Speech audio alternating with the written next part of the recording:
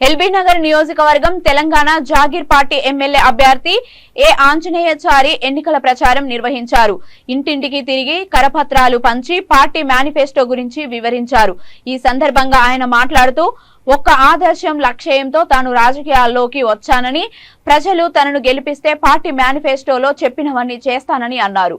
Remote గుర్తుపై vote వేసి అత్యధిక భారీ మెజారిటీతో గెలిపించాలని ఎల్బీ నగర్ నియోజకవర్గ ప్రజలను కోరారు.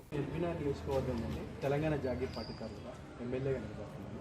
మా సింబల్ వచ్చేసి రిమోట్, ఈ గుర్తు కొట్టేసి మనం అయితే మేము పార్టీ అధికారంలోకి వస్తే మాత్రము ఎవరైతే పిల్లలు గవర్నమెంట్ స్కూల్లో చదువుకుంటున్నారో వాళ్ళకి నెలకు 1000 రూపాయలు ఇస్తాము. అలాగనే ఆడపిల్లలు ఎవరైతే ఉన్నారో 12-13 సంవత్సరాలు రిమోట్ గుర్తు కొట్టేసి నన్ను గెలిపించాను. ఈరోజు ఎల్బీ నగర్ నియోజకవర్గ తెలంగాణ జాగీర్ పార్టీ అభ్యర్థి దగ్గర ఉన్నాం మనం, ఆంజనేయుచారి దగ్గర. ఎందుకంటే తెలంగాణ ఎన్నికల హడావిడి సాగుతుంది. అలాంటి టైంలో 2 రోజుల టైం మీకు ఉంది.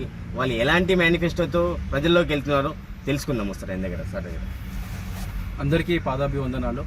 నేను ఎల్బీ నగర్ నియోజకవర్గం నుండి తెలంగాణ జాగీర్ పార్టీ తరఫున ఎమ్మెల్యే అభ్యర్థిగా మేము ముందున్నాం. మన గుర్తు రిమోట్ గుర్తు. ఈవీఎం బాక్స్లో 7th ప్లేస్లో ఉంది.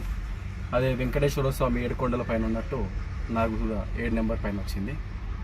ఇకపోతే మా మేనిఫెస్టో వచ్చేసి మేము ఎవరైతే గవర్నమెంట్ స్కూల్కి పిల్లలు వస్తున్నారో వారికి ప్రతి నెల 1000 రూపాయలు ప్రోత్సాహకం ఇస్తున్నాం.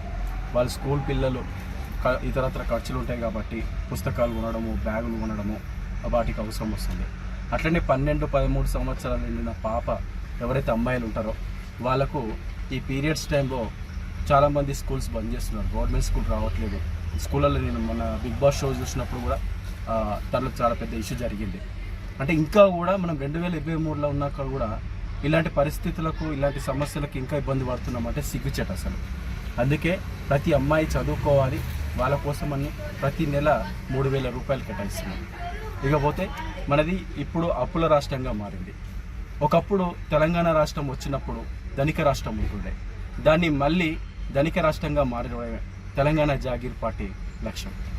ఇక ఉచిత వైద్యంలో భాగంగా ఎవరైతే షుగర్ వ్యాధిగ్రస్తులు ఉన్నారో, బీపీ పేషెంట్లు ఉన్నారో వారికి ప్రతి నెల ఇన్సులిన్ కిట్లు, మెడిసిన్లు, ఇక ఒక డాక్టర్ చెకప్ పెట్టి వాళ్ళందరికీ ప్రతి నెల వాళ్ళ లిస్ట్ ఎలా వస్తుంది, షుగర్ తగ్గుతుందా పెరుగుతుందా, బీపీ పెరుగుతుందా లేదని వాళ్ళందరినీ ఖచ్చితంగా ఆ డాక్టర్ తోటి మెడిసిన్ ఇప్పించడం జరుగుతుంది.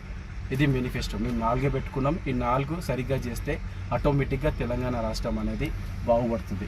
అంతే ఉచితంగా అనిచ్చి జనాలందరినీ ఒక ఏమంటారు నిర్లక్ష్యంగా చేసినట్టు అవుతుంది. తెలంగాణ రాష్ట్రంలో అంతా తాగుబోతులు జమ అయిపోయారు.